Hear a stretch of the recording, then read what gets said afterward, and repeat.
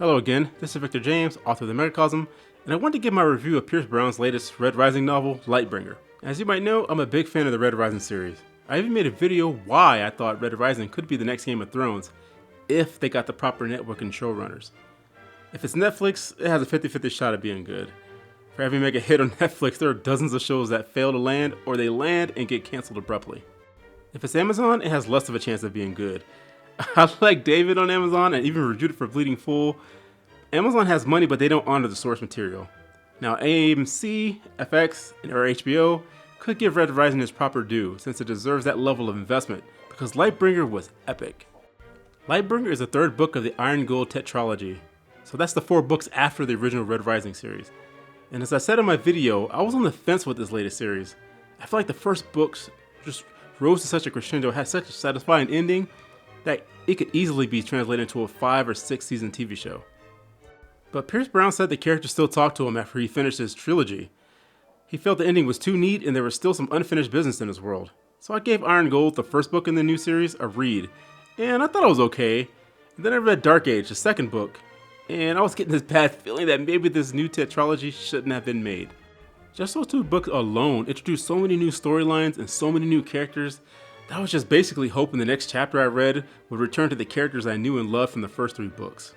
But Pierce Brown wasn't lying when he said his first trilogy was too neat of an ending, because he truly humbled Daryl and other main characters in Iron Gold and Dark Age, to the point it was almost agonizing because you knew what those characters had gone through in the first 3 books. And that was kind of undone as they were brought back to the brink of defeat again. But Pierce Brown is a good writer, and those first 2 books were decent reads, so of course I got Lightbringer, the 3rd book, and wow. This book brought all the loose ends home. I mean, it was a tight, contained story in comparison to the first 2 books that returned its focus back to the characters that we loved. Instead of reading about a bunch of new characters we really didn't care about, we finally got back to Virginia, Victra, Darrow, Severo, Cassius, and even Lyria became endearing in this novel. And of course, the battles in Lightbringer brought the same epic energy, and I was literally on the edge of my seat reading the Battle of Phobos.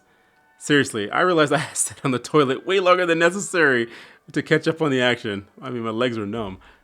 And I like that the characters are more mature in Lightbringer. We see the effects this Long War has had on Darrow, Severo, and Virginia. Darrow himself has to work through his humility as he realizes many mistakes of the past has consequences, and that there are greater, smarter, and more dangerous people aligned against them. Times are dark for the rebellion, and they need a new type of leader, but Darrow's allies, even loyal Severo, are wearing thin. But the main contribution Lightbringer brings to the lore is cementing Lysander as the best villain in the entire series. Asia remains the most dangerous by her legendary martial status, but Lysander uses his wits and cunning to make his rise. Militarily, he is Darrow's equal, but his hatred for the Rising is only eclipsed by his all-consuming belief that only he can bring peace, and by bringing back a better society. But one problem I can see people having is that females lead everything at this point. I mean, it's the same as with Game of Thrones, that so many men have been lost in this war that women are left to reign. But there are a lot of them, and it's noticeable. I mean, Virginia leads the Republic, where Victor leads her navy, Atalantia leads the society, Gaia and Gaia run the Rim, and there are other lower tiers, so it's very noticeable. But again, I get it, because so many men have been killed leading up to this, so it kind of explains why there's so many females in charge. But in this day and age, if somebody was to wonder if this was done on purpose, I think that's fair because what we've seen in entertainment these days. But it's definitely not a deal breaker to me, because Lightbringer returns Darrow as front and center to the story. Given where Lightbringer ends, the 4th novel, Red God, should be a satisfying conclusion, as I don't see how much further we can go given this with this core group. Now, if you want to talk legacy characters, so as usual, you can buy my book, Fiasco Adventure, on Amazon. Right now it's on sale for $13.67. I only have 3 available at this price, so I'd go ahead and give it a try. You can also buy it at Kindle for $9.99. I also have my website, themegacosm.com. Here I still have my book again, Fiasco Adventures. You have my shop where you can buy it from me directly, or you can shop from Amazon. I also have a book called The Mark. I don't talk about this as much. It's a 99-cent novelette, and you can read the description, but it's actually selling really well, and people are starting to like this book. So I can go ahead and give that a read too as well. And here you can read my short stories for free.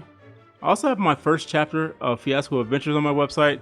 This way you can read the first chapter, see if it's something that you're interested in, and that you might want to buy if you like the first chapter.